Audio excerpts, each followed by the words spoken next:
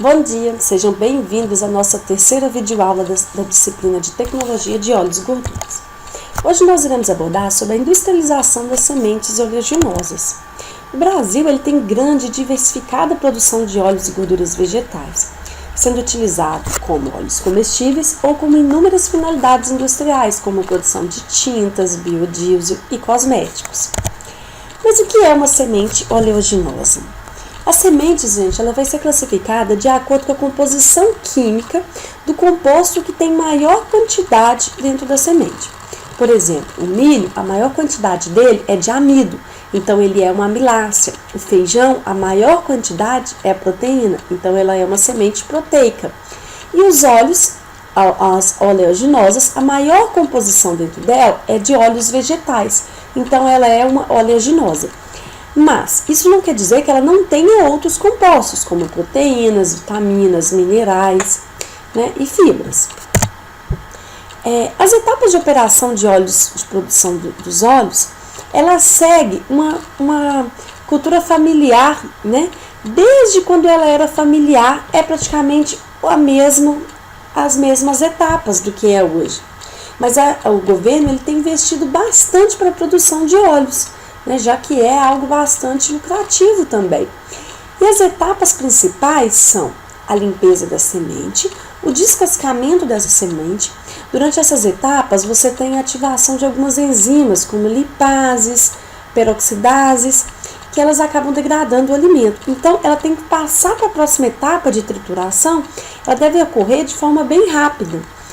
E aí nós temos o cozimento da polpa. Essa polpa pode ser prensada, ou da polpa triturada ou cozida, é purificada obtendo aí o óleo bruto, e depois pode ser moída ou trituração da torta residual. A industrialização dessas sementes ela vai dividir em duas principais partes importantes, como por exemplo, a produção de óleo bruto e de torta ou farelo residual, ou a refinação do óleo bruto e de torta ou farelo residual.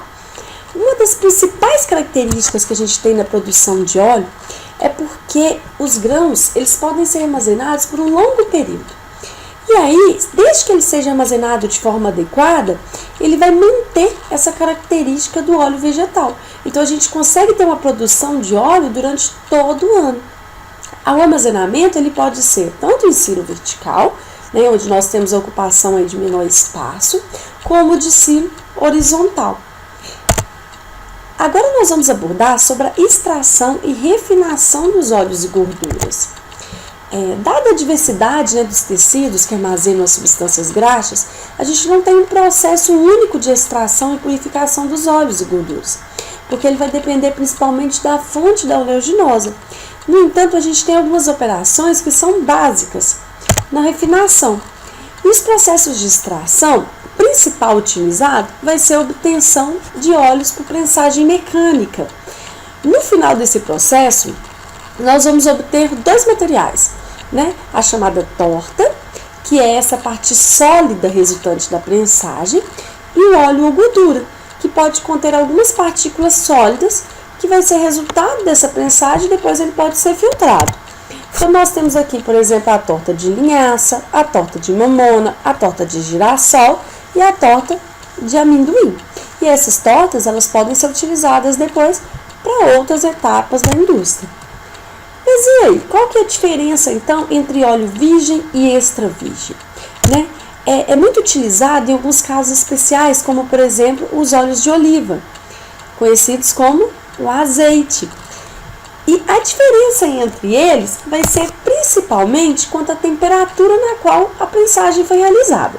Se a prensagem foi realizada, a primeira prensagem a frio, nós temos o azeite extra virgem e ele tem uma qualidade superior, então ele contém mais as propriedades nutricionais.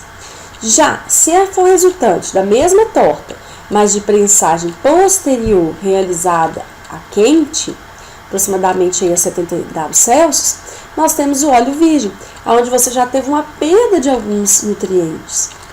Então, por isso que o azeite extra virgem, ele tem uma qualidade superior, Ele vai atuar principalmente aí nos níveis, aumentando o HDL, reduzindo o LDL, que tem uma grande vantagem para o nosso, principalmente evitando as doenças cardiovasculares. E aí, gente, muito obrigada e bons estudos.